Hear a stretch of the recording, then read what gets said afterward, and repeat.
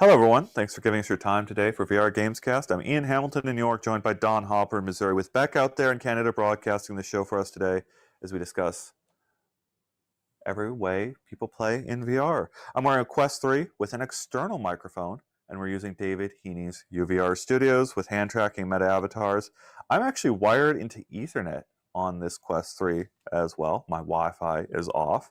We've got a tablet in front of us that shows us live comments, so you have any questions about VR, put it out there, and our community might be able to help you out, and we will try to address comments through the course of the show. You can listen to us on your favorite podcast platform and become a member on UploadVR.com to support our work directly. Don, what do we have today?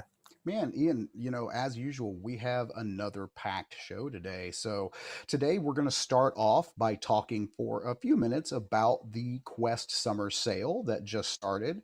We're going to discuss a little bit of the Stabby trailer that dropped yesterday, talk a little bit about the Aces of Thunder now coming to PC, which was interesting. We're going to obviously your guys are going to get to hear about more of my adventures in VRChat as I spotlight 3 more worlds. We're going to talk a little bit about the No Man's Sky Worlds Part 1 update, and then ended up with a discussion on our review in progress on the site for Attack on Titan VR. Yeah, I'm seeing Biggs in our comments saying my audio is a bit hot, but it's tolerable. So I moved that lapel mic down just a little bit to see if it helps a little bit here. This is our first live it's our first test here live in the studio of these external microphones. We should hopefully have external microphones going forward, depending how this all works. I'm just floored by my Ethernet solution actually No, I working think here. that's awesome. So yeah, I've got a nice little dangling USB-C hub hanging off of my headset right now to do all of this. Thank you to all of our viewers out there. I noticed a lot of our comments. People are trying to get a feel for the tone of this show, of how negative or positive we're going to be. It's, we're still trying to get a feel for that ourselves. Yeah, But I exactly. do want to recommend people go and check out VR Download if you watch this show. That's our Thursday show that I do with David Heaney, the person who built this studio.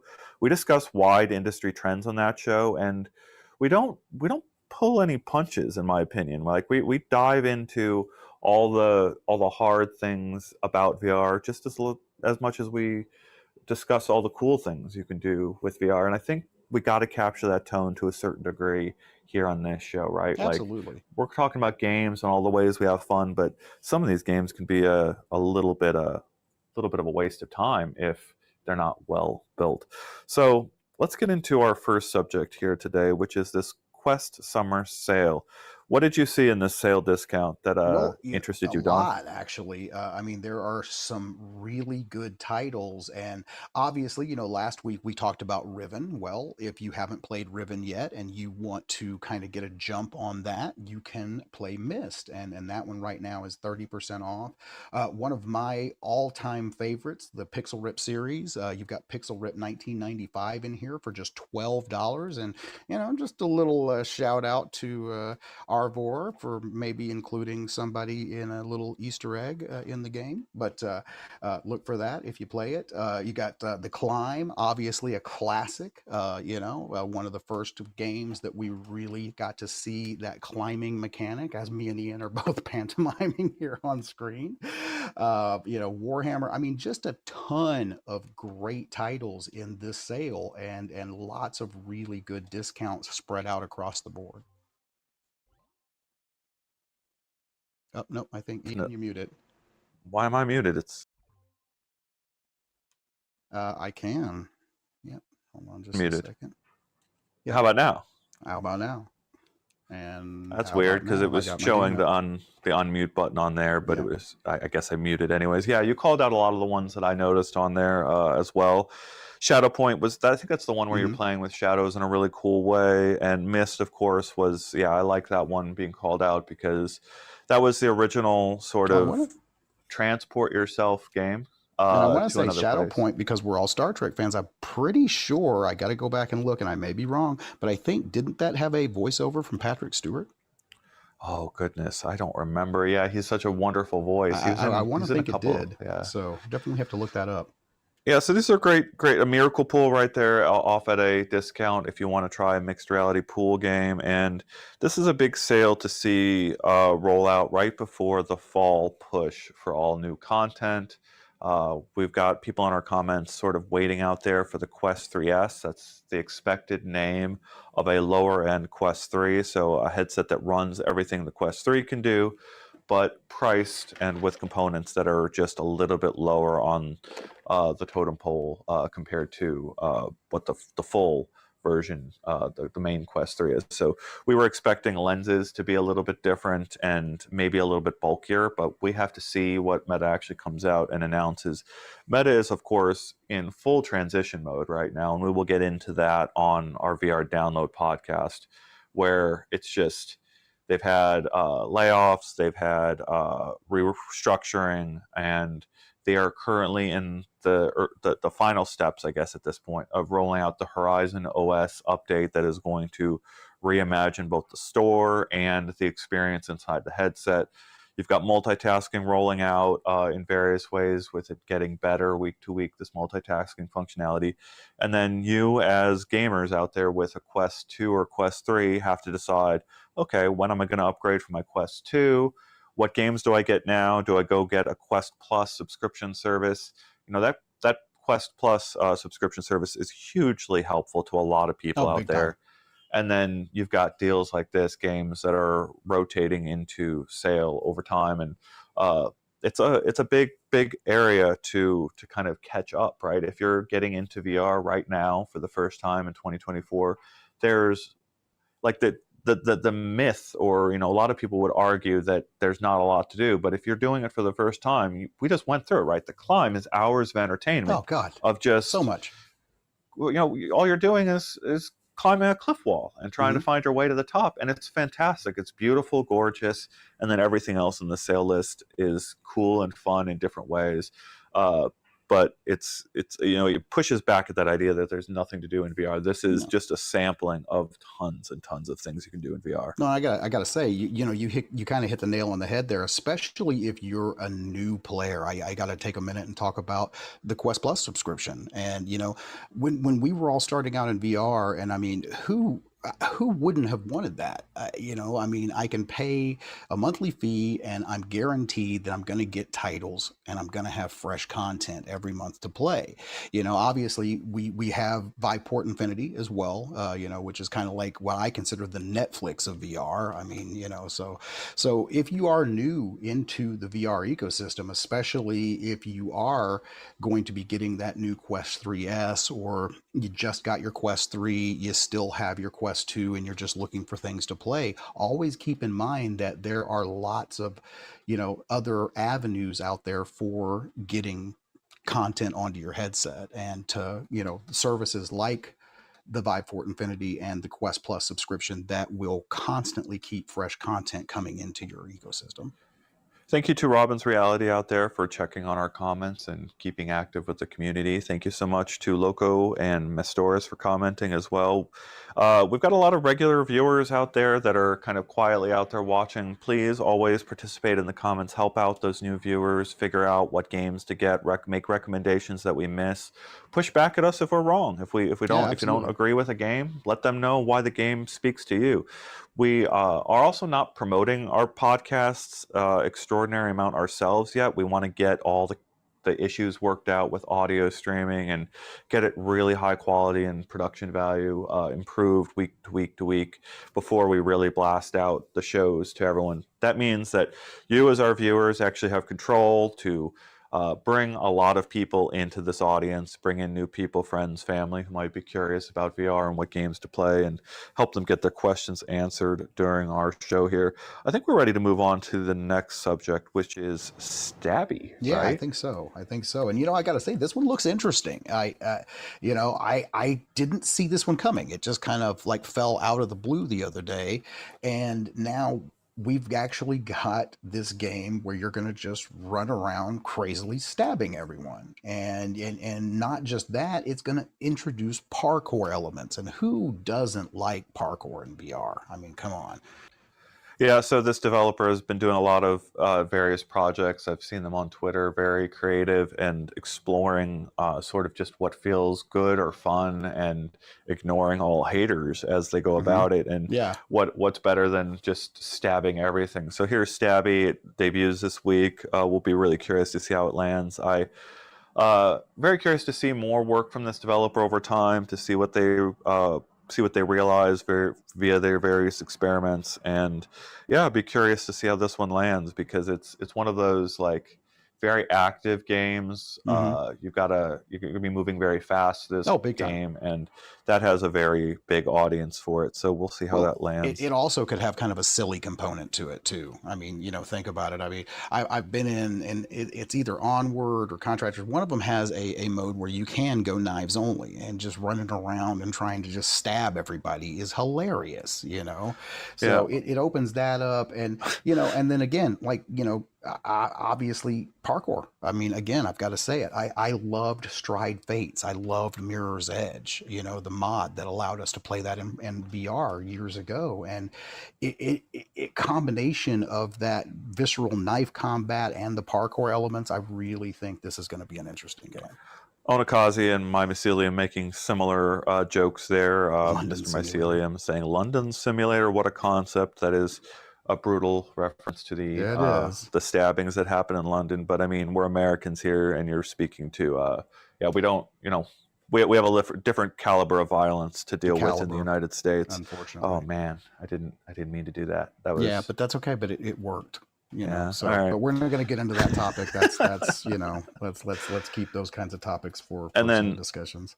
yeah, and well, it's something good for VR download. We've discussed that situation, but I mean, this is the thing that's really interesting to me about Stabby is its sort of dark world, right? Like it's Hmm. abstracted world where you don't have a lot to hold on to other than the knife in your hand and this action of going around and interacting with the environment. But Onakazi giving this example of this being fodder for moral panic, right? Like we've Okay. seen, I, I don't agree with, like, I mean that's a joke, but like we've seen games that are examples of moral panic, like things that really stretch what's a good idea to do in VR.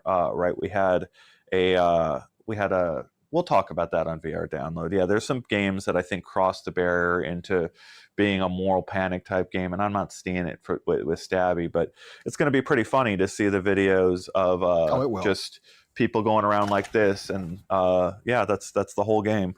Um, all right, well, I As think we opposed can to move on from Stab It, Stabby which here. is a completely different game. But All right, so what do we got next? let's see. I think we were going to talk a little bit about Aces of Thunder coming to PC VR now, as well as PlayStation VR 2. Yeah, let's see. One second, Sorry, our guys, we're audience getting while a we figure little. this out. We've got our notes here. We've got our comments. Let's look at our audience. Mr. Mycelium, yeah, remembering, yeah, we've got a lot of people in our audience that have very long memories back to the '90s Oh, of big time. all the things that happened going back. And of course, you can go back to what, turn of the century people people talking about newspapers taking people away from their fellow man, right?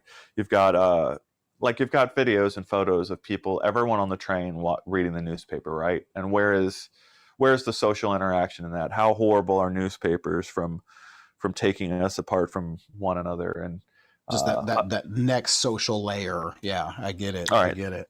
so now So we've got the Aces of Thunder trailer showing up there. Don, why don't you give us a quick summary of what no, people are looking absolutely. at? Okay, so me personally, I love flight simulators. I've talked about that several times, and you love watching me play them in my chair. So, War Thunder, being one of the very first VR flight simulators to come out back in the DK2 days, if you can imagine that, has been going on, is now the developers of that are bringing out Aces of Thunder. Now, originally, I personally thought this was only coming to PSVR 2 or it was going to be some sort of a timed exclusive. But just the other day, as we wrote on UploadVR.com, and as you guys saw in their trailer, you are now going to be able to play this in Steam VR, which makes me excited because that means it might work with my chair. So, in the game, we're going to have 24 aircraft that are unlocked from the beginning. Okay, so no having to build yourself up to get better aircraft. You're going to be able to play all 24 aircraft right off the bat. 15 different maps that represent 3 different theaters of the World War II battlefronts: Eastern, Western fronts, Pacific Ocean front. It is going to have online multiplayer, obviously, following in the War Thunder tradition. So you're going to be able to play this with your friends, squad up, and it's coming in Q4 of this year. We don't have a specific date that it drops just yet, but it is no longer a PSVR 2 exclusive, if it ever was. We have reached out to the developer for clarification. We just haven't heard back on whether that was intended to be a PSVR 2 exclusive that has changed to now a PCVR title, or if it was always meant to be that way. Yeah, last little note on that last subject, as I see commenters are still going on it. The Streisand effect is a real thing, right? Okay. The idea that you try to complain about something actually just brings more attention to it. And we're at the beginning phases of seeing what the Streisand effect does in VR with the things you can do in VR. So definitely interesting to think about what we could be in store for in the very near future, with all sorts of pantomiming happening inside of VR in all sorts of funny and silly ways. Mm-hmm. With this Aces of Thunder news, with Q4 being the target for both PSVR 2 and Steam, I'm thinking this is one of the biggest points we have of data to point to, like, the end of PSVR 2 as an exclusive platform of any kind. It doesn't make sense. If PSVR 2 is officially supporting PC, right, next month is when the dongle is released to connect your PSVR 2 to a PC. And as soon as that arrives, it makes very little sense anymore for Sony to keep any of its content exclusively to PSVR 2. The flip side of that is, right, any bug fixing or Q&A process that any game needs to go through to release on Sony's platform is now going to have a bunch of QA people testing out various PC configurations to see whether their game runs solidly on a PC running through a PSVR 2. And that's what I read, or what I think about when I think about this timeline, right? When this thing arrives on Steam and PSVR 2, how is it going to run on the assortment of machines out there, right? It's hard enough in some cases for these devs to get their stuff run well just on a console, right? Where you can assume every person has the same exact hardware configuration. It's hard enough to do that, and now we're talking about adding 24 different flying vehicles all at the same time, having to run on PC and PSVR 2 at the same time. Yeah, and then, we have a comment here, and that is something that I really want to confirm if it's going to be.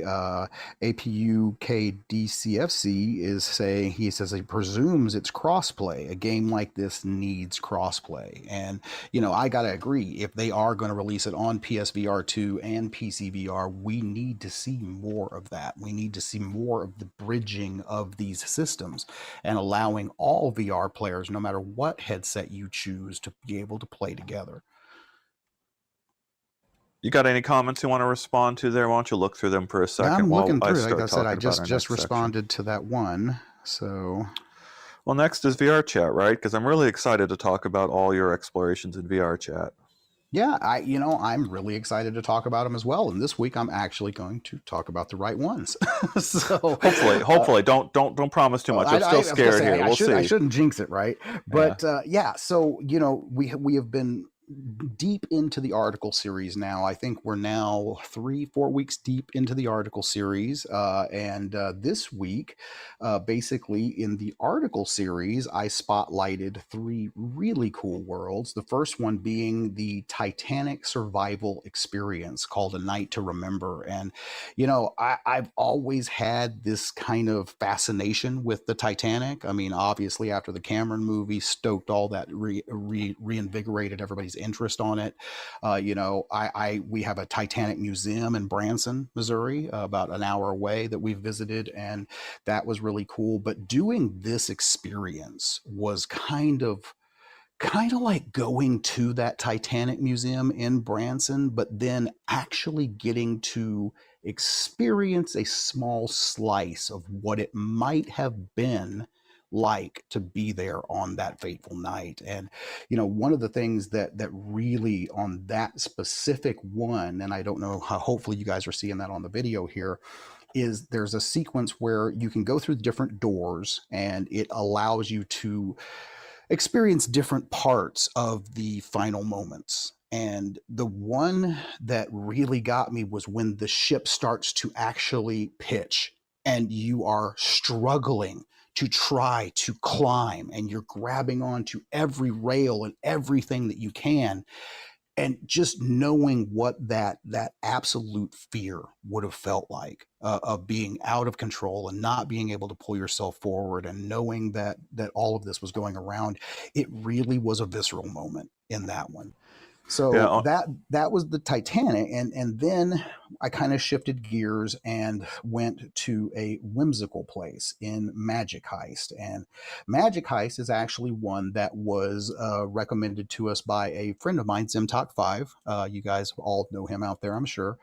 Uh, this one is just awesome. I mean, it has got some stellar graphics. I mean, it is like playing any other fantasy adventure game in VR that you could possibly imagine, on PC VR, on standalone, but it's right there in VRChat. You then go on this magical kind of slow moving roller coaster ride through all of these really highly detailed and polished scenes. So I cannot recommend, and I'm not going to give too much away, I cannot recommend playing Magic Heist enough. If you want narrative elements and good voice acting and graphics and a very polished experience inside of VRChat, you definitely do not want to miss this. And then the final world that I visited this week was Aqua Oceans of Luma. And this was just chill. I mean, this is like, it's an ocean-like planet, but it's not an ocean. You've got like sea life swimming through the air, but then like these shimmering crystal rivers and lakes out in the distance. And it is just a gorgeous experience, great music. It invites exploration. So if you're looking for a place to just go and chill out in VRChat, I can't recommend Aqua Oceans of Luma enough. yeah. So this is fantastic. So Don has been basically looking at VRChat worlds, and we've seen it in the comments where people themselves have said, I actually won't go into VRChat because the Yes. community is too toxic." And we understand that perspective entirely. And the beauty of VRChat for Horizon Worlds, even Walkabout Mini Golf and other social networking platforms, right? You can make these instances, these worlds you go Hmm. into, as private as you want in Exactly. most cases, right? So you don't have to go and enter the public Discord chat of the internet and see all the disgusting things that are happening there. You can drop into these worlds alone and just look around, or find a way to invite a few friends into your friends list, get a couple people online that you know and trust, and have them go on this journey with you. And honestly, that's the way to experience this in a comfortable way without anyone screaming at you. No, And I couldn't agree that's more. not a first time experience for most people who just arrive in a lobby and then end up in a public instance. And So, we, yeah, sorry, go no, I ahead. was going to say last night. Okay, so because of the comments we've been getting on the series, a lot of people have been mentioning that, and I do want to reiterate that yes, just put it in private. Don't miss out on such a wonderful experience and on visiting these amazing creations in VR chat just because of the culture and platform of the platform. You're not there chatting with people. You're not there. You're there to experience these beautiful creations, and that's what I'm promoting. I'm promoting the worlds, not Yeah. not the platform. And you know, I've got to say, I hadn't been in Horizon for a long time. So last night I logged into Horizon World because we are also getting comments saying, why are we spotlighting just VR chat? So I started to branch out and I wanted to look at Horizon and I wanted to look at Resonite, you know, and then we will be covering some other amazing creations that I have found in those other social VR platforms. But to Ian's point, in Horizon last night, I literally couldn't move 5 feet without somebody in my face saying the most vile things that I have ever heard. And you know, I am not a prude by any means, but Jesus, you know, in that instance, somebody and myself both voted to kick this person out of the room. The rest of the room voted to let him stay. So it's, I agree that these social interaction systems can definitely be in need of moderation. So if you do not want to have that experience, always set your instance to private. Yeah, so a Eh, couple commenters here, and it's all over the board, but I appreciate Mr. Mycelium's comment. Always. Where is it here? That where they say it's not just that it's toxic. I wouldn't let anyone under 18 on that game, and I think that's definitely if you're. This is a huge problem of parents giving their kids a VR headset, Oh, big time. letting them go into VR completely unmonitored, into social VR for hours on end, completely unmonitored.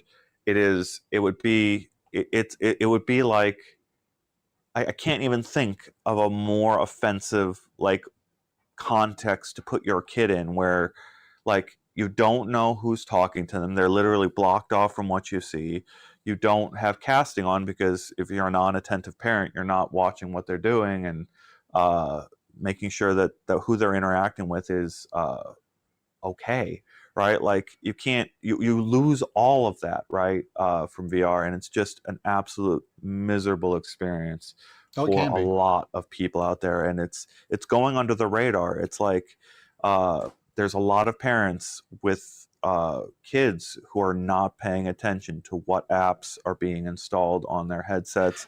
There's, of course, Meta has made an effort to install features to let you lock out certain apps to monitor or have casting turned on.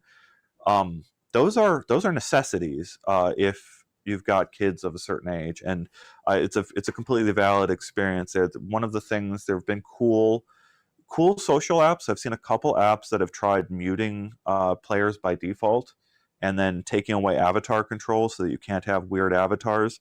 Onakazi making the joke, you mean I don't have to put up with people who decided to make their avatars giant farting tanks with No, you googly don't. eyes?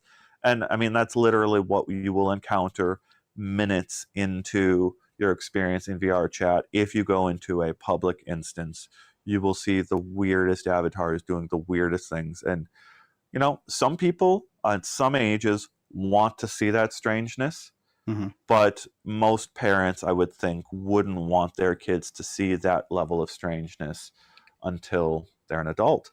But Well, we're going to be faced with oh, what always. tens of thousands or millions of kids who are having their first online interactions in VR chat, like Now, embodied in a AOL chat room. It's a different era. Now, I will say, you know, Dunodim has basically pointed out Rec Room. Obviously, you know, people forget about Rec Room sometimes, but you shouldn't because it's huge and it's out there and it's huge. So basically, I mean, Rec Room is going to be the best place if you want to have your kids interact. Obviously, a lot of adults don't like going in there because it is a lot more geared towards kids, but they have recently done worlds that have high poly counts now. So, you know, that is definitely something worth looking into. So, Dwinham, thank you so much for the suggestion. I will definitely remember to go back in and check out Rec Room. Yeah, so go ahead. Go ahead, Ian. No, go ahead. Go ahead. Well, so it's the amount of detail you can have in the world, the amount of geometry, the amount of things you can have. So it's you've seen over the years, right? Meta got absolutely roasted worldwide for a single photo that Mark Zuckerberg posted of him Big of his time. avatar posed in front of a fake, a virtual Eiffel Tower, and what you saw in that image were absolutely the absolute most simple avatar, the absolute most simple assets, and then in the you know sorry, I'm a little distracted here. So anyways, it's amount of detail in the world, and what we've seen in Horizon Worlds is the amount of detail dramatically increased. So there are worlds now since that embarrassing photo of Mark Zuckerberg that just take that to the next step. You see a lot of shadows, a lot of really clever assets to make you feel like you've got really cool lighting in the space. That same sort of thing is happening over in Rec Room, where they're trying to improve the quality. The issue that we're discussing here, though, is right. You can have dynamic worlds, you can have really dynamic avatars, or you can have like dynamic impact on the world. You've got completely different like design paradigms, all pulling creators in different directions. And right, there's no one platform, there's no one place in VR where it's like, holy crap, this place looks amazing, your avatar looks amazing, and holy crap, the world is also destructible, right? Like you don't necessarily have all three of those things in the same space, and it's because of the limits of the processing power and the limits of the number of polygons that can be supported No, in the system. absolutely, absolutely. I mean, there's always going to be that hard limit. So, okay, so I guess. What? Oh, I'm not on. I'm sorry, guys. Bear with me. I had to switch that. You might have seen me going a little crazy here. My headset was about to run out of power, so I had to switch to a I battery. like so I like Big's comment here. Part of this is the consequence of open building. If you wrap things in a style of lore, it influences behavior like any MMO.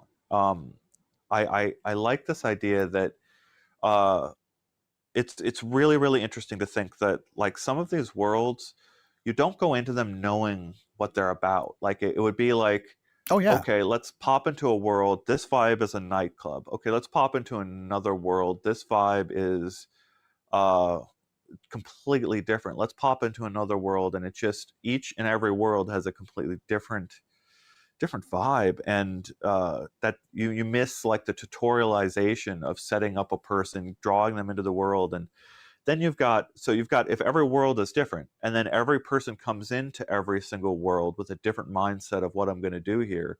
It doesn't build a community, right? You're exactly. not building a space for people to go and like Rec Room. One of my favorite things to do in Rec Room is the what is it, the golden trophy, the quest for Yes. the golden trophy. Quest for the golden It, trophy.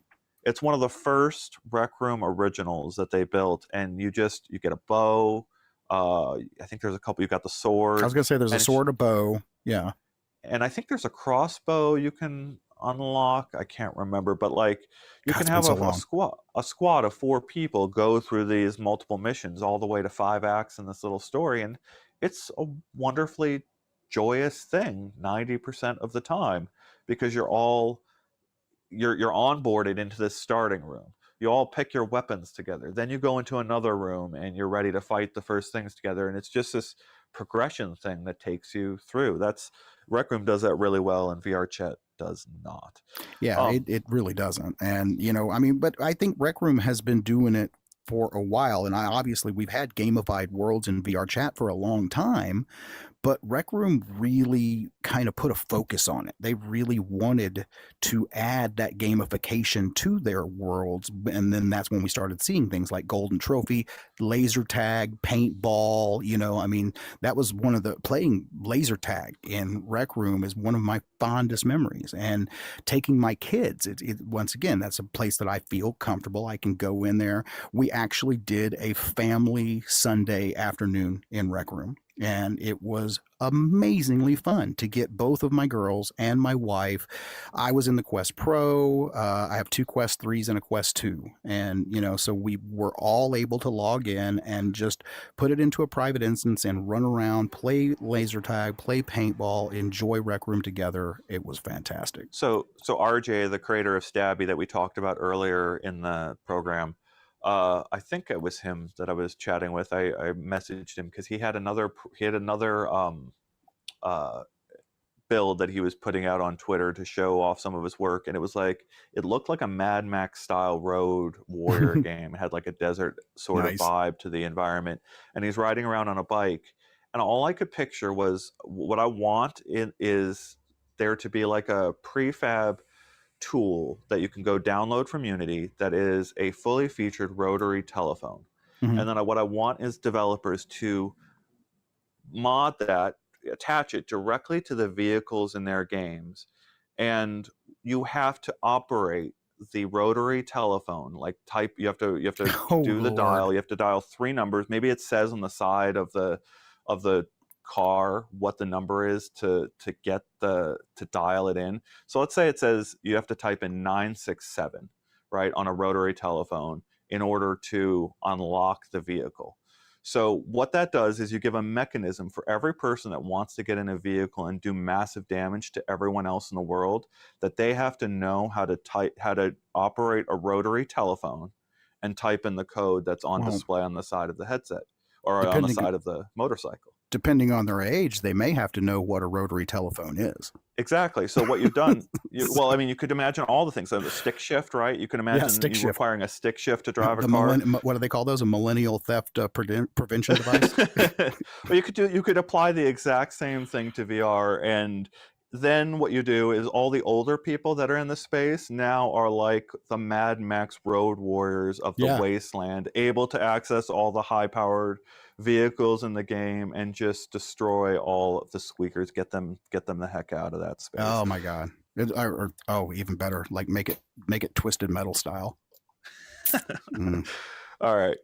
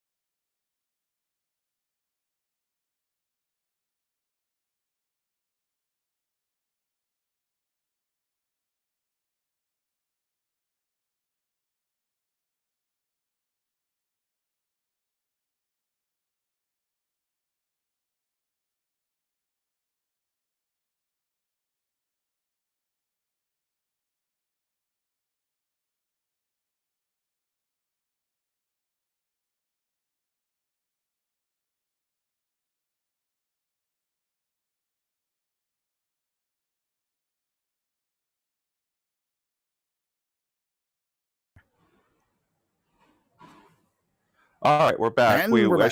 I should have said goodbye there. We were just trying to make sure the microphones were synced up. I think Don switched to a different microphone. I'm sorry for not warning I had people to plug before in we disappeared. power. And I guess with the new Quest 3 update, it does support USB microphones, and it even switches back and forth, but it didn't want to switch back to the awesome new microphones we're using today. So I love Big's comment here from one of our members here. VRChat is an incredible example of what an open internet dimension could be. It is like peeking into a future spatial web. This is different than curated intellectual property, both for good and bad, and it proves it. I love that comment. It really is saying a lot. You're discussing very difficult issues there that imagine the worst of the web, the worst unmoderated spaces that you can possibly imagine, and all the stuff that happens in those unmoderated spaces, as well as just the most creative spaces you can possibly imagine, with avatars that like bend your mind in new ways when they get activated with all of the facial and body motion sensors that are there. And Biggs is, that's what VRChat is evolving itself into, right? They just had 30% layoffs, fired a lot of people, and they're trying to restructure themselves to, as they put it, expand at like rocket ship type scale. We'll have to see if that happens, and we'll have to see if VRChat makes a real effort to take care of their community and protect If the they most do, vulnerable users. I think if they really take care of the community, that that it will rebound. Because VR chat, I mean, come on, we've said it multiple times. Right now, we're all huge Ready Player One fans. It is the closest thing we have to the Oasis. I mean, it's, in my opinion, it's the open internet. It's basically it is the Oasis. Yeah, so Mr. Mycelium, I would love an open source standard for VR and spatial platforms similar to HTML, allowing for self-hosting of VR content. We have seen attempts at Mm-hmm. that. High Fidelity, I believe, was very Janus. close to that. Ooh, What that's was an that? old school Janus. If you remember Yeah. Janus back in And the then there day. was also, I believe there was a self-hosted version of the WebXR chat program that Firefox devs did. So there are options to do that. And then of course Horizon Worlds, Meta has purchased multiple companies over the last few years to try to have an extensible platform that goes all the way from flat screen to fully immersive VR. And right now, when you're in fully immersive VR, you're typically like on a Quest in uh, in the ecosystem itself. But there's a real question there whether they might be able to expand to WebXR and have that system. But to your point, right? Like people have tried to do this. It's a very, very hard problem, and for the most part, like I've talked to WebXR devs. They're brilliant people who have a philosophical way of thinking about their work that, it's almost like if it doesn't work in a web browser that runs on multiple systems, it doesn't exist. They have plans measured in centuries, much like the Bene Gesserit, right? That's how long term the WebXR people are thinking about whether their platforms are going to run things like we're discussing. And then Yes. Onakaze Brigham VRML from the 1990s. That was Tony Parisi's project. And yeah, people, it's been done a long time. It just lags what you're able to do natively by a couple of years. So And we in are a couple of seeing years' time, experimentation. I mean, yeah. like you had me do the Power Glove thing, and I mean, there are some interesting WebXR, experimentations going on right now out there. So I think give it time, and we will see a lot more of that. I'll take it. So I've got a video. We'll have to put it out there pretty soon. But we've got this blue screen up here, right? I've got a video that I sent to my team here, Don and Beck, and what it is on this blue screen I have VRChat playing, and I have a gamepad in my hand. This is cool. Where okay, so we're showing one of our VRChat videos right now, but in my example video that I've sent my team here, I haven't been able to show you our audience yet. I've got a gamepad in my hand, and I'm connected to VRChat on Steam Deck here up on this screen, and I'm able to multitask and have the Steam Link app floating in front of me right here, and I can see what you see back on the screen floating right in front of me, and I've got my controller to move around this space.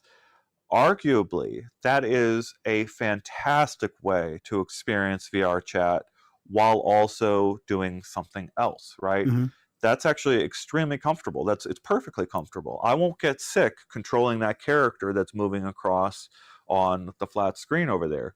What we have forming here in VR, what you, our audience, are going to notice in real time is how does that VRChat window transform into a fully immersive space around me? And then how does it transform back into the flat screen? How do I jump from world to world to world, from flat screen to fully immersive on the fly and do all those things? Well, WebXR is one way, Horizon Worlds is another way, Mm-hmm. but you have to have an operating system that is built to support expanding and contracting worlds like that. And I don't know which operating system is going to be Well, I was going to say, architected so for what you're that. saying is we need a VR operating system. Yeah. I mean, who's going to be the first one out there to actually truly give us a VR OS? And I'm going to argue. I'm going to argue Vision OS is as close as we possibly I can agree. be to it right now. No, I agree. Horizon OS, though, right? They've just It's coming said up. earlier this year we're going to rebrand the entire MetaQuest operating system to be called Horizon OS, and that all those features I just Mm-hmm. discussed have all been rolled out and improved over the course of the year to try to get Horizon ready to go. What Mm, I'm the ace in the hole, the things I wonder about is what does Android XR do? And yeah, what does the Steam OS do? What does Steam do when it really when they pull the band-aid, the beta tags off of everything that Valve has been building for years now? That's an operating system that that's true. it's not just built from the ground up for VR. It will be Linux and open source at its very core, and like it's delightful to go into the desktop interface underlying a Steam Deck. We don't necessarily have that in VR, right? Like there's no I can't access a desktop, and the file system inside this is archaic, right? Like I can't it's not Oh, it's easy to big move time. files from one place to another. So yeah, we're getting really deep into the weeds. This is a lot of the discussion we would have We on do VR this. download, but I feel necessary to defend and both complain about platforms like VRChat every time we come up, well, like every time we Well, discuss it. you Our got to. audience isn't sold on it, and neither are we. Like at the same, like they are actively letting a lot of people down on a regular basis by not moderating those spaces better. At the same time, we've seen phenomenal worlds, and Don, like I've seen his next lineup of worlds that he's covered. He just did an article on Sunday. Yeah. Do you want to talk about those, or what's next up? We've got some really cool worlds coming up, and for people who follow this series, I'm not going to tease it. I want them to actually see it new. Now, what I do want to tease though, before we move on to the next subject, is Ian kind of tasked me with the fact that, well, sometimes people want to see these things. They don't want to read them. So we are now going to do a secondary VRChat social VR series on Mondays on our YouTube channel. We just dropped the first video, and I don't know if we have that up now. If not, I can throw it up there. Uh, Oh, it's up. Okay, thank you, Beck. So we just dropped the first video yesterday, and these were some of, I guess, what we agreed were some of the worlds that were just incredible right off the bat. Now, these worlds that I showcase in the videos on Mondays are taken from the articles, but that way you kind of get a sampling of something from each one of the articles that's out there. And we do encourage you, after you watch the videos, please go to UploadVR.com and read the articles for the other worlds that you may or may not have seen in the video series. Oh, Ian, you're muted. So a couple comments here I want to call out. Arlen saying flat screen VR chat for or any social VR platform just isn't the same experience. Oh, it's not. I get the comfort thing Ian is talking about, but it's an order of magnitude more amazing to be in full VR. 100% totally get it. I'm going to argue, though, that it's an order of magnitude more amazing to have the option to go both. It's yes, I totally agree with you that it is an order of magnitude more amazing to be fully immersed in your space uh, in VR chat or any other social Mm-hmm. space rather than on flat screen. However, I'm going to say that it's an order of magnitude better than that to be able to at any time go, I just need to bow out of this world for 30 seconds. I'm going to flatten it out. I'm going to put on mute, and I'm going to go do 5 other things in my personal space, right? Like Mm-hmm. this, I've now made it another window in my space, and now I'm going to look at work, right? VR chat is now on the periphery, and I'm going to go respond to an email. I'm going to, look at my Twitter. I'm going to maybe use pass through and go get a drink or a food or, a piece of food in my house. And I'm going to come back, sit down, and click on that window and go back to fully immersive mode. No one has experienced that kind of flexibility with It's flipping back and forth between worlds, going flat and yeah. and yeah, and It's for how someone many like layers me, deep do you want to go? I mean, like there are times, okay, so during the evaluation phase, here's a great use case right here, guys. Great use case for the 2D VR chat interface. So I got 50 worlds that were recommended to us, and I've got to hop through them. I'm not necessarily going to want to put my headset on to do that for every world because, well, I'm not going to lie, some of them, and thank you for recommending them, but some of them were probably not good enough for prime time. So, yeah, you want to just hop through, you want to find a bunch of worlds and favorite them into your profile, that way you can easily then just jump into the 2D app, just jump from world to world. Oh, this one looks cool. Okay, I'll favorite that one. Okay, this one, nah, not so much. And then go in your headset and then go deeper down the rabbit hole. So let's take a look here. I was muted and I was trying to unmute, but my hand wasn't being recognized here, and so I had to use my opposite hand. All right, whatever. There was another comment here. No, never mind. I'm not gonna go. Onakazi, Vision OS is the closest. However, given how much care and feeding iPad OS has gotten, I don't have a lot of faith that Apple will push it as fast and as far as needed. I think that's a valuable comment.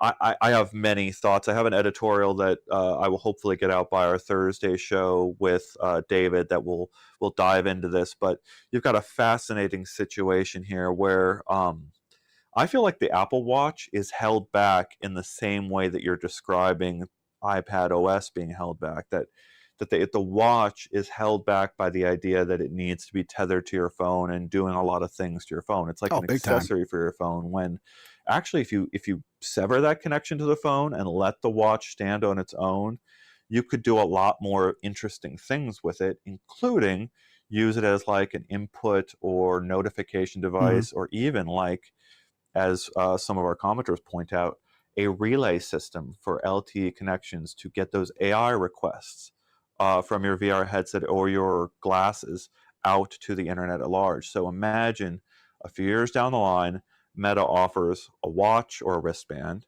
as well as glasses and a headset. And you can imagine that they don't want to put LTE cellular connectivity anywhere on your head. They don't want the draw on power. They don't want the additional weight on your head. Well, you could put it, yeah, and the heat. So you could put it on your wrist where you don't care about that weight as much. You can have a little bit of a bulkier thing. And then what you have happen is when you're inside the headset and you have a question about anything you see, you ask it and it sends that request to the watch, relays that across the internet, comes back to you, and you get your answer straight to your headset. What you have there is Meta imagining what life looks like without a phone. You have glasses and headsets that provide you all the connectivity that your phone gives you, but with no phone. And for anyone who has been raised or lived the last 15 years with a phone buzzing at them every moment of the day, you don't know. It's like hard to imagine that being a really, really good experience. However, we're this close, right? Yeah. Like it's this close to being realized. And what our commenters are discussing in this idea is that like Apple's greatest strength is letting all of its Apple devices connect to each other and talk to each other, so you get more things out of everything. But it's a problem too if you don't let the watch stand on its own, you don't let Vision OS stand on its own, you don't let these things all do their own thing. That is actually Meta's major opportunity, right? To let the wristband be a fresh start that doesn't do anything that the Apple Watch does, or to let the Quest do everything that an iPhone doesn't do, or let glasses do those things as well. That is true. Any comments to respond to before we move on? Just one here, and I think, and I'm gonna ask Mr. Mycelium to clarify if I'm wrong, but you were talking about the instant switching from the 2D to 3D, and Mr. Mycelium says, I think Resonite has that feature, which Resonite is another social platform that's kind of new and upcoming, and one that is definitely on my radar. So if that's what you were talking about, Mr. Mycelium, let me know, because that is definitely something I would want to look for when I am testing the app. So. And I don't feel too bad about us talking so much about VRChat right now, because one of the comments I saw on our last VRChat video was a person who has PSVR 2, and they are in the market for a PC now. They see, like, the way reading between the lines of that comment, what I saw was there's a lot of people who have a PS5 and a PSVR 2 who are now going, what if Mhm. what if I went and got Half-Life Alex? What if I went and bought $1,000 PC to hook my PSVR 2 up to a PC and enjoy all that additional content? Now, I'm not saying it's going to move the needle, or No. it's like this is like a major market. It's not. But there are people out there that are seeing the writing on the wall and going, what if I go and follow this path? And VRChat is one of those things that, wow, like you could put it on a very short list of Half-Life Alex, VRChat, Flight Simulator, Yeah. Elite Dangerous, these things that are anchored in the PC ecosystem that are now feasible Yeah. with I mean, this OLED, nice high-end display. and especially these VR chat worlds that I'm showcasing right now. I mean, yes, some of the ones that I am showcasing you can do in Quest 3, you can do on PSVR 2, but they're not going to give that same experience. And when I've tried and gone back and done those worlds, I couldn't rip the headset off my headset fast enough to hook it up to my link cable or virtual desktop to get back onto the PC version. Yeah, and we have telegraphed that it will be an ongoing segment, and yeah, good point that we should try to get our variety. We're not going to cover, I think, a lot of our Yes. reviews today. We're still trying to get down the rhythm of the show. If there are segments you'd like to see, let us know in the comments after the show. Let us know in our live comments what you'd like to see us, like what kind of rhythm you like for the show. We're still trying to figure it out, Yeah. Don. We did this show with a completely different people a couple of years ago, and Don and I are completely different from David and I, and we got to figure out what the right flow is here. We've even got Beck outside of VR, And who soon enough could be a voice in this studio with us, speaking from the heavens at us. Right? We could do a lot of fun things in the studio. the voice in the sky. So, but we still do have a few more things to talk about I that like are not VR chat related today. Yeah, I mean, I like and Admiral Snackbar's comment. I have a Quest 3, and 99% of the time I play Steam VR games on virtual pretty desktop. Yeah, much. Yeah, yep. pretty much. I mean, virtual desktop is just one of those just things that if you have a Quest 3, Quest 2, Quest Pro, if you're getting a Quest 3S, you got to have it. I mean, you're missing out if you have a PC that can play PC VR titles. Even if it's not the blistering highest end ones, you're still missing out on so many great titles. And if you're like me and you're nostalgic and you want to see some of the older stuff that got us to where we are today, a lot of that is only housed on PC. I So like I like APU's comment here that I'm slightly overdressed for the gaming show. Yeah, I could go put on my Stranger Things I was gonna say I outfit. got my black shirt, so. Yeah, I'll And go then put funny on. thing is this is literally how I would be dressed in real life, except I'm wearing my Atari t-shirt today.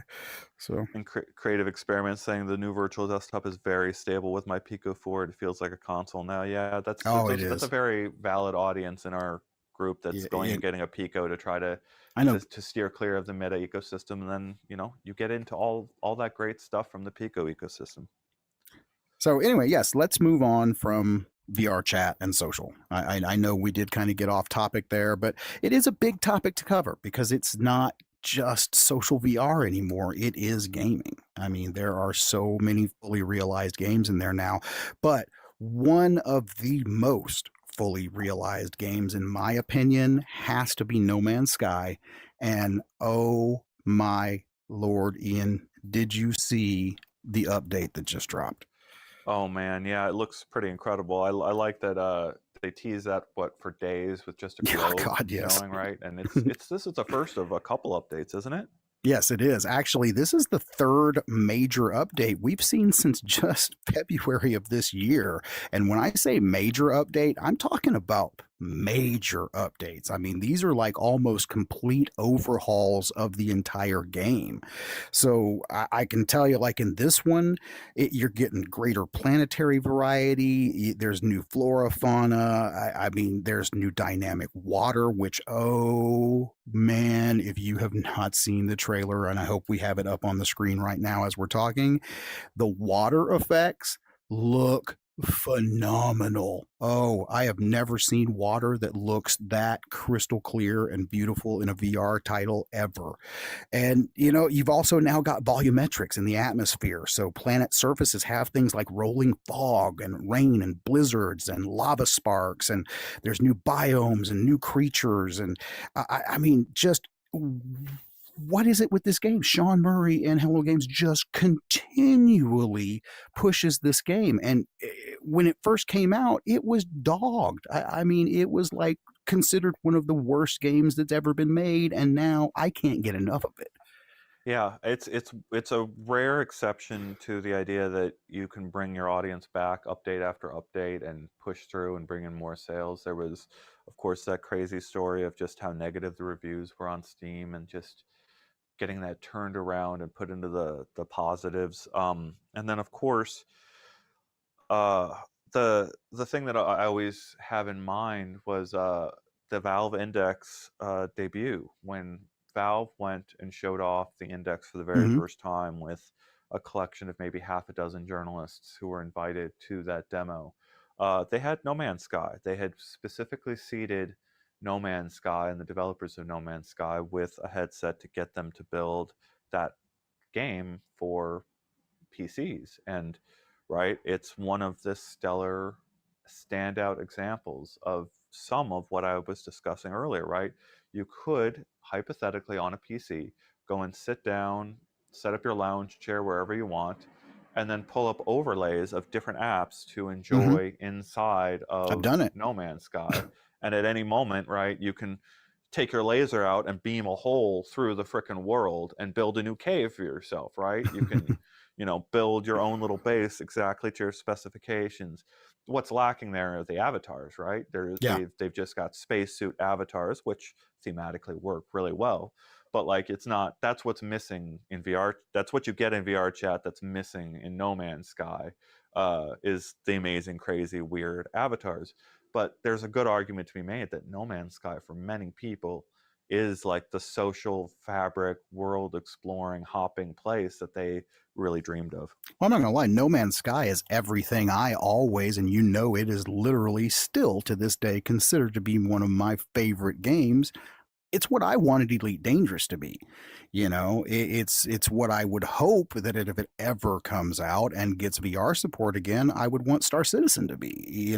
This is a fully realized universe that I can get in my spaceship and fly anywhere I want to go. And I think one of the best parts, and it is one of the few VR games that we get this experience in, is the seamless transition between space and planetary flight.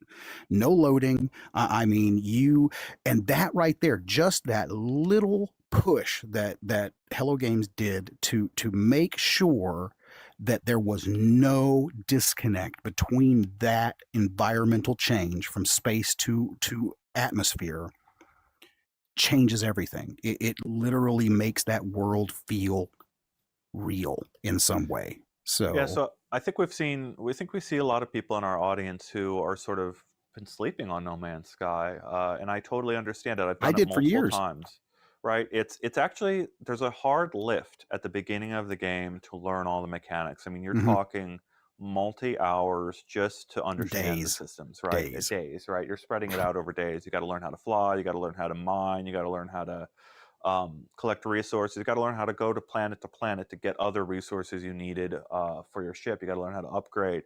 It's a heavy, heavy lift. And No Man's Sky has done, the developers have done various things to try to make that an easier onboarding situation. But bar none, one of the best experiences I have had in VR, period, was I was in a headset and my kid was playing No Man's Sky flat screen, and I taught them how to go from planet to space Oh, nice. while inside VR, and I'm basically following their ship into orbit, right? Like I'm following them along, going inside VR on my own, and it was just, I can't fathom how to describe how just perfect it was, right? Like, because uh my kid, I don't want to necessarily put them in a headset for three Right. hours or 5 hours or days. I don't want to do that to have them learn the basics of the game. Well, this game has crossplay, and this game has both flat screen and VR versions crossplay with each other. Mm. It's just you have to get over that initial lift of learning the systems. I love this comment.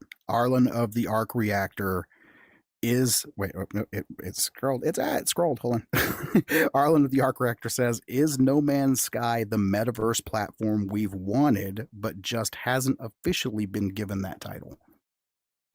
Yeah, I do love it. It could use I guess it could use a more like memorable opening scene to repeat every time you go through the loop. Mm-hmm. The future. John Carmack once said Beat Saber was so successful due to its extremely low learning time. We have seen that repeated again and again. Pistol Whip was the exact same Oh way. yeah, You walk about mini golf, the game that I keep going back for. You're just tapping a ball. You're exploring and finding.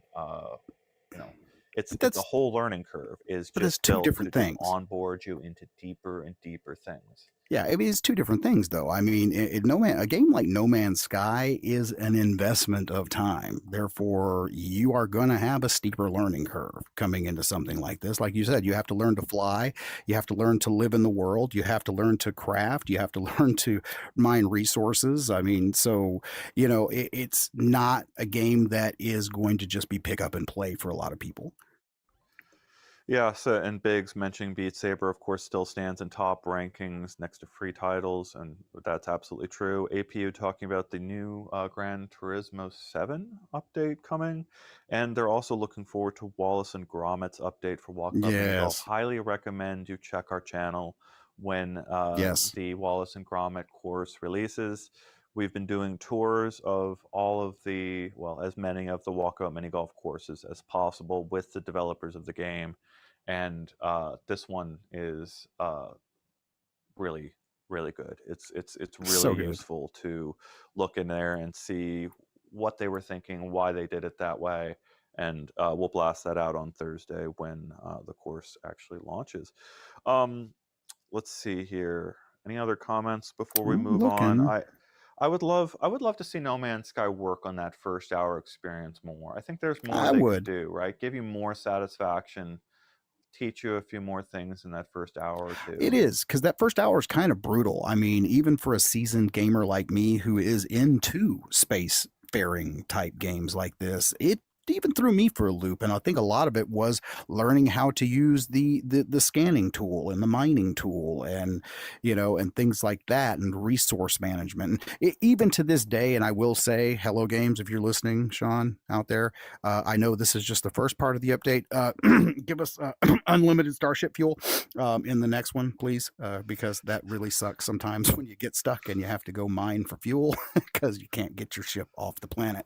But yeah, I mean, it is definitely something that we are going to see continuously updated, and I can't get enough of it. Yeah, interesting question here from the future. What's a good example of a very well delivered first hour that was very instruction heavy? Half-Life Alex? Half Life Alex, Lone Echo. Hmm, that's a good one. Yeah, good examples of teaching you mechanics, getting you to move around that are pretty intense there. Um, I don't know. Like, I hate using Half-Life Alex as like the like. I'm sure you were But looking it's for something a little bit deeper cut than that. but it's still kind of the de facto go-to when talking about high-end VR experiences. So Yeah, and there's a reason we've got what wave shooters and zombie games as the first big genres, right? It's making making something clearly coming to kill you is a very great way to teach someone to defend themselves in oh, fear is VR. good. Admiral Snackbar actually has a good one. Zelda Tears of the Kingdom. Opening is It's 3 hours long. It's a tutorial, but it's basically super fun. it's interesting. I haven't been able to get past that too much. Like Really. it's the same problem as No Man's Sky for the developers. For the players out there that are complaining about that lift in No Man's Sky. I love it. I went through a lot of that tutorial, but I still Mm. something lost me, and it loses a lot of people. Red Dead Redemption 2. These fantastic games. These beautiful games that are just so much of the beauty and the things you do is hidden behind that first hour. Yeah, I think Mr. Mycelium says a great way to introduce tutorials is to do it in a way that progresses the story in an interesting way. And I agree with that too. Something that keeps me invested in that time that I'm doing the tutorial by giving me those narrative elements would definitely make a long tutorial easier. Well, why don't we move on here to our next subject here? I Yeah, think we've got to I talk think this is about our last subject too. Attack on Titan VR. So we've got the Attack on Titan, the official Attack on Titan VR game, Unbreakable. We did a review in progress here from Henry Stockdale, I believe, looking at that. Said it's a good start with fun combat. What did you think of this, It, Don? it looks it. I haven't personally had a chance to play it just yet, but from when we first saw that original trailer, I'm not gonna lie, I think we all kind of had a Picard facepalm moment and just going, "What the heck? We got these naked giants running around, and people are spider swinging all over the place and hacking them up with swords and whatnot." And but as people are starting to actually get review builds, and after talking to Henry, I've got to say the people that I've talked to who have played it are saying it actually is fun, that the game mechanics, the swinging mechanics in general, it's just fun swinging around the world, and that the actual combat is satisfying. Now what I'm hearing is that exactly what Henry puts in his article, is that it gets old really quick. That it's just too repetitive. It's the same thing over and over and over again. So I really think that Universal needs to kind of find a way to keep players invested in their time in this game. Yeah, the thing that I'm thinking about here is that Titans game that we saw where you basically give toothbrush. It's like a salon for Titans Titans. Clinic. Yeah, Titans Yeah, so Clinic. Titans Clinic has arrived on multiple platforms, and you're faced with this giant head that's about this big right in front of you. It's a literal Titan creature that is a giant, and you've got to take a toothbrush and you know reach inside of the Titan's mouth or grab a pair of tongs and rip a tooth out. And it's the most ridiculous, stupidest thing, but it's a sandbox playground, and it's really hard to think of like mismatch between the amount of detail you can show on this big creature's face and the awkwardness of being a tiny little human rooting around The in scale like difference, yeah. space. Yeah, I'm seeing the comments. People are really thrown off by flinging yourself around these giant naked creatures walking around you, and Well, like the silliness is off-putting in some of the trailers. At the same time, maybe if you let yourself go and fling yourself around like Spider-Man a little bit, it's a little bit more enjoyable. I don't know. Well, and I think, and like I said, the folks that I've talked to who have played it, they said that was one of the most enjoyable parts, was the actual grapple mechanic and the swinging mechanics. And now I gotta agree with Gustavo here. I know nothing about Attack on Titan to a point as well. So, what is it with naked giants? I mean, is that part of Attack on Titan, I or think is that's it. I think it's giants coming to do their awfulness to the last vestiges of okay? humans, right? Well, Like there we've you got a go. big walled So city, and the Titans are coming to attack it. I've tried to watch Attack on Titan. I've tried to get into it, and I can't. There are some very very big fans and people who this is spot no, it's on huge. for It's what a you're it's doing. like, as Ash is saying. I mean, it is literally one of the biggest anime series in over the last 8 years. So So you I just personally never have been able to get into it. So you think of games like what Shadow of the Colossus and God of War, where you end up fighting these giant beasts, and I think we've got Behemoth coming. Behemoth is coming up. Oh my god, it looks Yeah, and amazing. that's going to like this is a whole genre of game of fighting gigantic creatures that just I don't think it's found its footing yet. Like we've seen a lot of cool ideas. I think zombie games found their footing with Walking Dead, Mm-hmm. nailing the physical interactions, the waggliness of really throwing an axe into someone's head and having it waggle at you believably. There's nothing like I don't see the same sort of like really fit between art style, movement. I don't see that solved yet for fighting giants. No, not yet, not yet. I mean, but again, it's still all experimental. I mean, we have devs out there that are still figuring all this out, even 10 years later. So Mr. Mycelium, it's like you're playing as an ant in a nudist colony. Yeah, I mean, I I love the ant part because anything that plays with scale, I love scale, and that's the one thing Honey, I that Shrunk the Kids VR. yeah. I would go Oh, and play boom, a big Honey, I time. Shrunk the Kids There VR is immediately. actually an experience on Quest. It's an older experience, and you shrink down and you go in the yard and there's bugs and stuff like that. But it's just you can't get that with 2D. And when we played all those years ago, I'm sitting there with my PlayStation 2, playing God of War, and just and Shadow of the Colossus and things like that, and I'm seeing these massive enemies, but I never felt it until I saw it in VR. And then standing at the foot of a giant literally is awe-inspiring. And then having to fight him and take him down, well, that's terrifying sometimes. And So Admiral Snackbar saying they want more games with grapple hook movement, and I I think do that's too. something we'll look into in VRChat. There's a lot of really cool places that are doing Spider-Man type Mm-hmm. movements. Who's that? And our commenter here also saying that if you are not hardcore over motion sickness and don't like the enemy, it's not really for you. But No, it's the true. game Yeah. gets Titan fans easy, so that makes a lot of sense. If this is up your alley as a fan Well, of the anime, and the can't grapple really go movement, I mean, wrong. it is going to be for people with strong VR legs. And real quick shout out, I mean, obviously we're not going to cover it today, but the OG of grapple movement is coming to PSVR 2, and that's Windlands 2. So if you have not ever had the chance to experience that game, that is literally what started the entire grapple movement Yeah, thing. So check it out. our commenters here saying that they're thankful that the naked giants are Ken doll or Barbie doll style in this, but I just don't be, just it takes one modder to change that, right? Oh It's yeah, just big time. so let's not get too hasty here with Tomb how Raider. Yep, yeah. yep. Oh my But gosh, no. yeah. Hmm. Yeah. So there, and man, the amount of it's funny to think of like that being the early days of modding, right? Like that was right. Right now we're in a new phase of modding systems that is just you can't even fathom how strange and weird things can become if Oh, you big time. just start merging some of these systems with one another.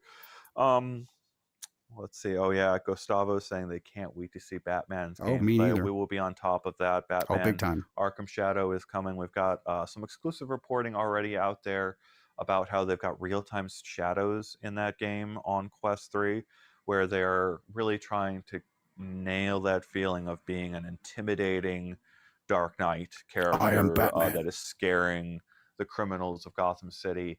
And then, yeah, they've got to have a lot of gameplay around that grappling hooks is one of Batman's go-tos, so we can't wait to see how that one feels.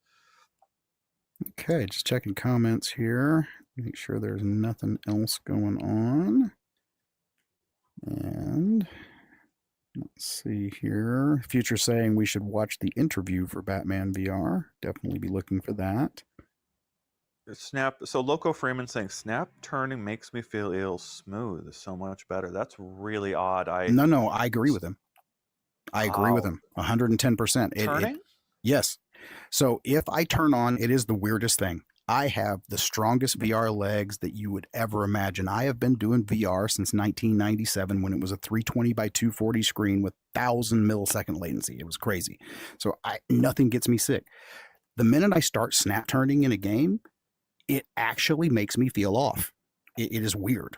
And the flip of that is true for me. If I turn smooth turning on now, for those that aren't familiar with what we're talking about, you can go find this setting in most VR apps, including my go-to Walkabout Mini Golf.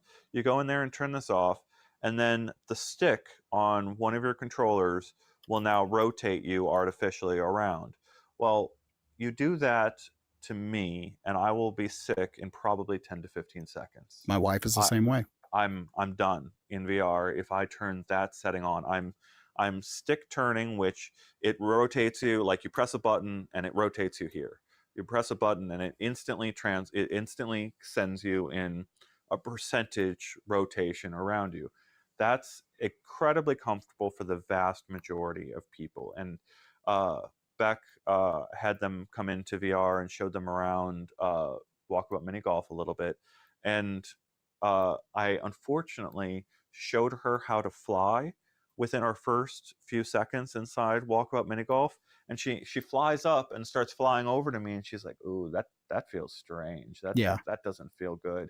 And that's exactly right. Like, that's for most people, your first experience in VR should not be flying around and should not be smooth No, turning, not your first. right? And well, even like, and Dawn is like, VR leg, some people just, you don't, if you start feeling sick, right? You start feeling Take the uncomfortable headset in a off. headset, you start sweating, you take the headset off, you go away. You do not try to push No, through it. it is We a will, completely different sickness. It is not motion sickness. It is, I guess the best way I remember this being described back in the early DK1, DK2 days when we were starting to have these discussions around VR sicknesses, it's almost the equivalent of being poisoned back in the day, and your brain thinks that you've been poisoned and you really need to go and just puke and lay down. So it's not traditional motion sickness. So it's not something that people should ever try to fight past.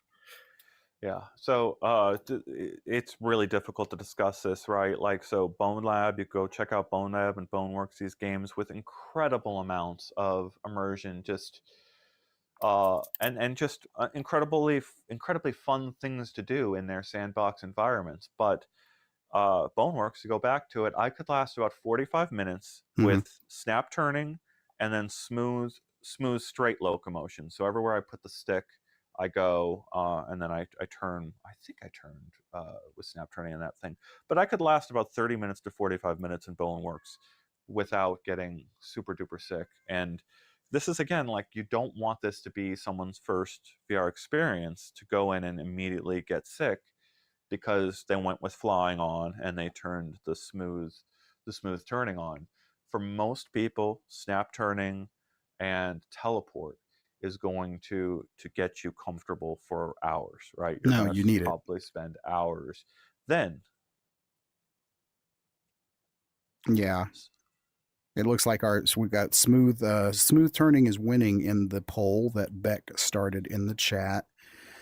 So I've never learned more about my audience and also been more upset about what I've learned from my audience, right? Like, I get it. And yeah, in defense of people who like enjoy it, like, it's breaking my brain a little bit that if you switch back to snap turning, it is actually far more comfortable. It is the absolute no, opposite for me. and I really do think it's conditioning. It really is, because I have conditioned myself. I have built those VR legs over time, over many, many years of experience in VR headsets and at different refresh rates and different, screen resolutions and different screen sizes and latencies. And so my brain has kind of learned to just turn it off. The minute a headset goes on, it just kind of just goes into this mode where very little makes me feel uncomfortable anymore in VR.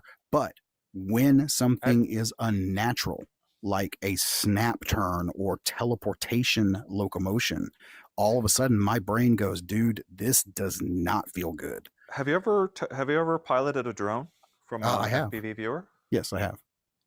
And how did that feel to you? It felt good, but also slightly disconnected. Well, of course it feels disconnected, but I mean, did you feel discomfort? Did No. you feel sick? No.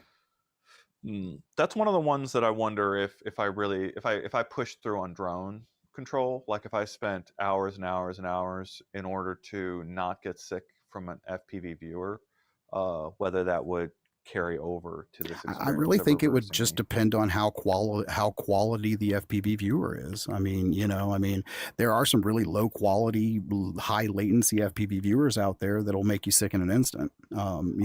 It's not. I think it's the motion being disconnected from my body there. Okay. I don't think it has anything to do. But I mean, I can to see that that. point, it could be even worse, right? Like it could get even worse. But And I yeah, can't some say, interesting things for us to think about and discuss with our audience. This is actually really useful from our audience to understand that they yeah, prefer smooth locomotion. And I see because the poll is up, we can't see the I can't comments. see the So comments anymore. you Yeah, need to because of the close poll. that poll at some point, Beck, so that we can get back to There the. we There we go. go. Now we can see our comments, and it looks like it Oh, was it's it was close. neck and neck Okay, there. that's better. Okay, Okay. so we got a good half and half almost going here, and that's about what I expected, to tell you the truth. Because again, in my household, my wife, my daughters cannot go in VR unless they are using teleport and snap. I can't go in VR unless I am not using it. I mean, So I like Ilko Spoon's comment. It really Bospoon. depends on the game.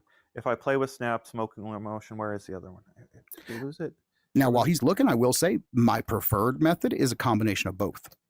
Oh yeah, I so it was like the it. one right after that. Sorry, go ahead. No, I was going to say, I like it when developers give us the option to use both. I like having smooth locomotion for everything, smooth turning, but I also still like the ability to teleport.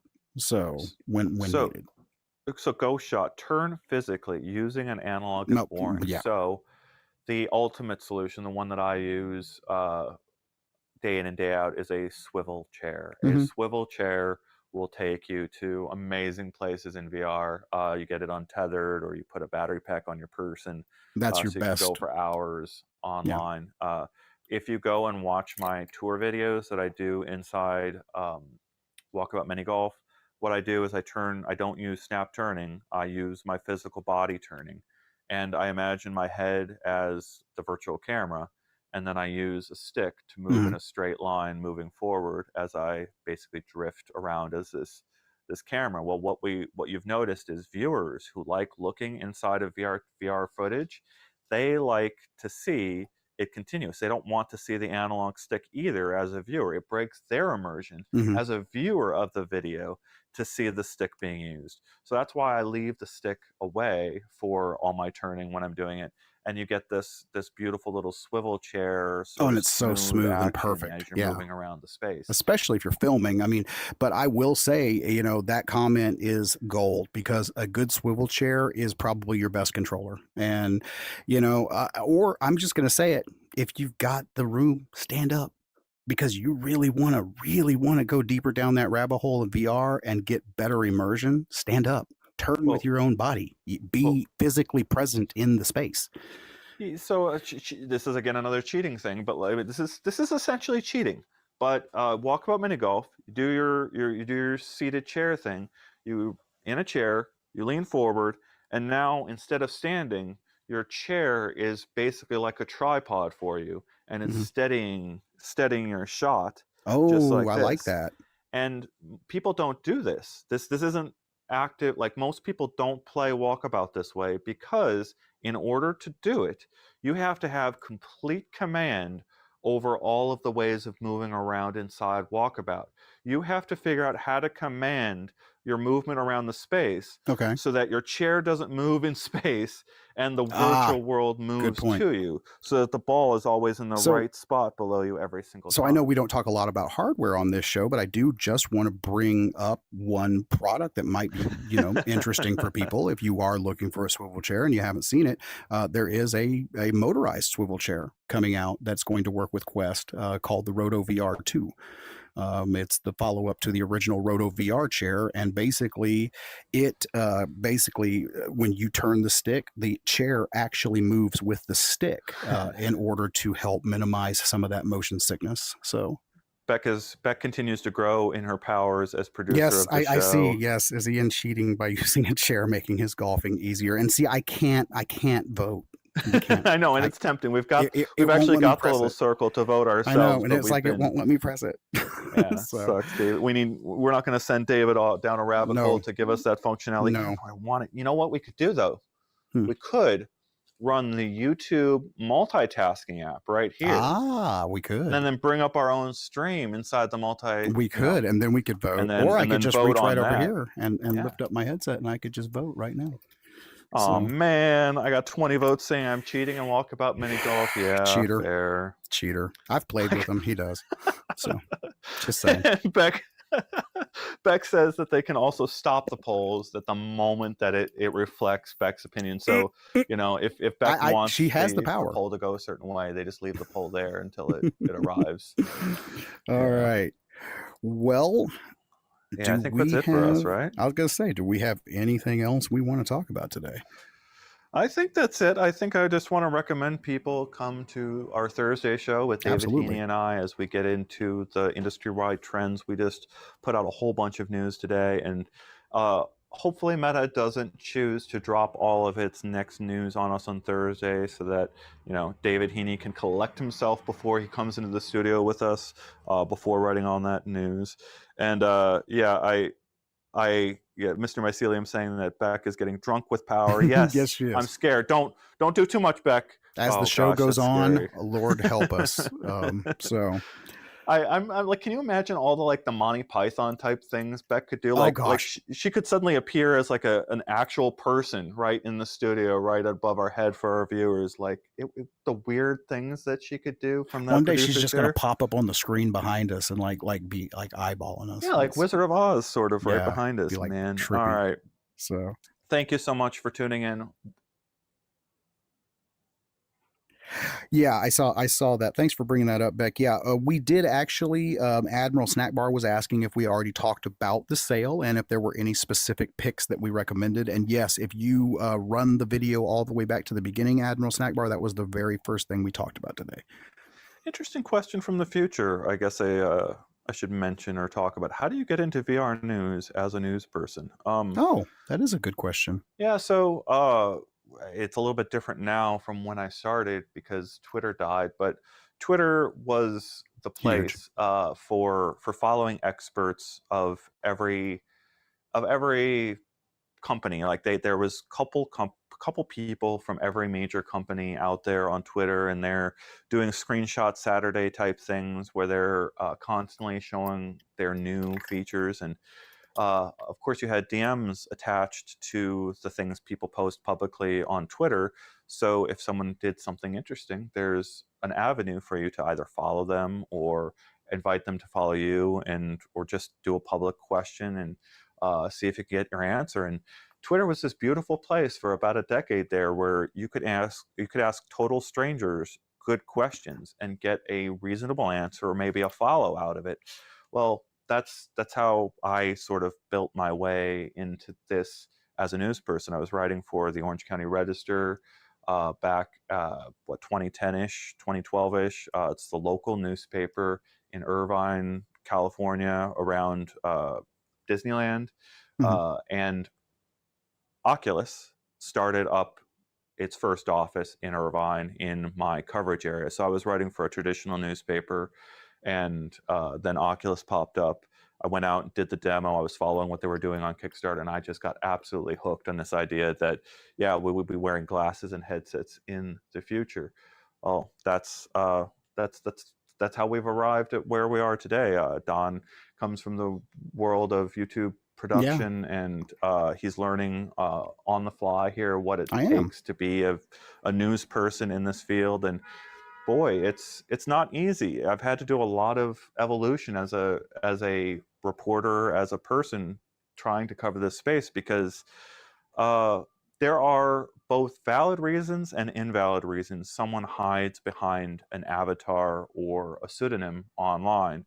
And ultimately, that's a big question for us, where how do we quote real names and how do we quote real people when they are always hiding behind pseudonyms at various levels online? Well, what we can do is cover the software that's released. We can cover the releases. We can cover the GitHub repositories and the apps that you go and install, because whether or not the person behind that is real or not, or a pseudonym or are hiding, that's secondary to the idea that the software is there and already proliferating with thousands of people going and trying it out. So that was my path to getting into VR news.